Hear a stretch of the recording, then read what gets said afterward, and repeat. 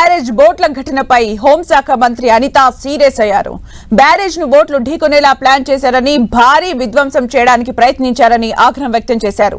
ఏదైనా ప్రమాదం జరిగి ఉంటే కొన్ని వేల మంది ప్రాణాలు గాల్లో కలిసిపోయేవన్నారు. బోట్లకు వైసీపీ రంగులున్నాయని చెప్పారు. 3 బోట్లను నైలాన్ తాడుతో కట్టారని, లంగరు కూడా వేయలేదని తెలిపారు. బోట్ ఓనర్లు మాజీ ఎంపీ నందిగం సురేష్ అనుచరులేనని చెప్పారు. జగన్ పై దేశద్రోహం కేసు పెట్టాలని ఫైర్ అయ్యారు అనిత. బ్యారేజ్ ని కూడా డిస్ట్రాయ్ చేయడానికి అక్కడికి పడవలు కొట్టుకొచ్చినాయి అంటే పడవలు కొట్టుకురావడం కాదు, కొట్టుకొచ్చేటట్టు చేశారు. ఇది మ్యాన్ మేడ్. అది ఏదో అన్ఎక్స్పెక్టెడ్లీ ఆ 5 పడవలు వచ్చి రావటం కాదు. అక్కడ క్లియర్ గా మేము అప్పుడు మీరు అనుకున్నట్టే అక్కడికి వచ్చేసరికి ఆ కౌంటర్ వెయిట్లు ఏదైతే కొట్టినాయో కౌంటర్ వెయిట్లు కొట్టేసరికి నిజంగా కొట్టుకొచ్చినాయేమో అని చాలా మంది అనుకున్నాం.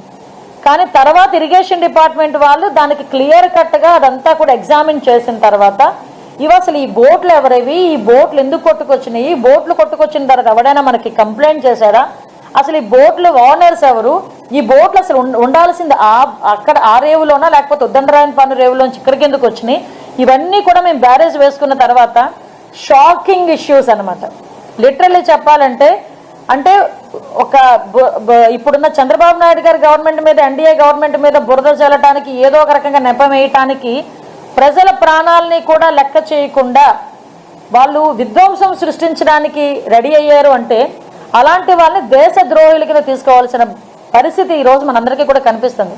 ఆ బోట్లు 3 ఎక్కడైనా ఏ రేవు దగ్గరైనా ఏ బోటుకి ఆ బోటు కడతారు, ఏ బోటుకి ఆ బోటు వెయిట్ ని బట్టి పెద్ద పెద్ద రోప్స్ కడతారా లేకపోతే ఐరన్ లింక్స్ పెట్టి దానికి కడతారో మనందరికీ కూడా తెలుసు.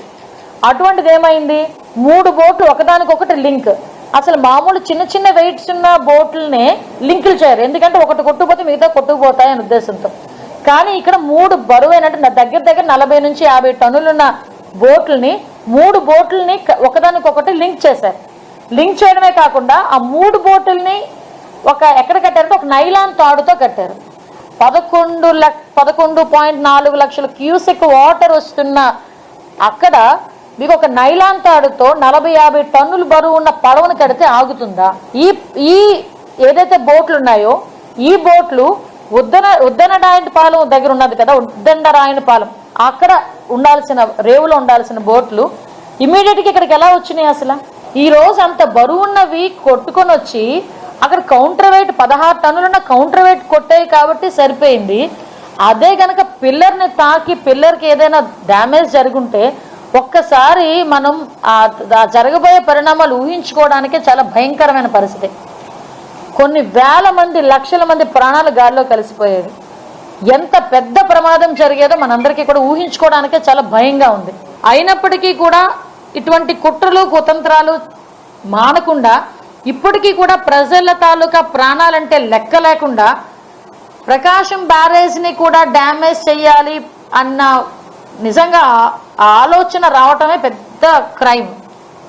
అటువంటి వాడిని నిజంగా దేశద్రోహం కేసు కింద ముందు కేసు ఫైల్ చేయాల్సింది జగన్మోహన్ రెడ్డి మీద.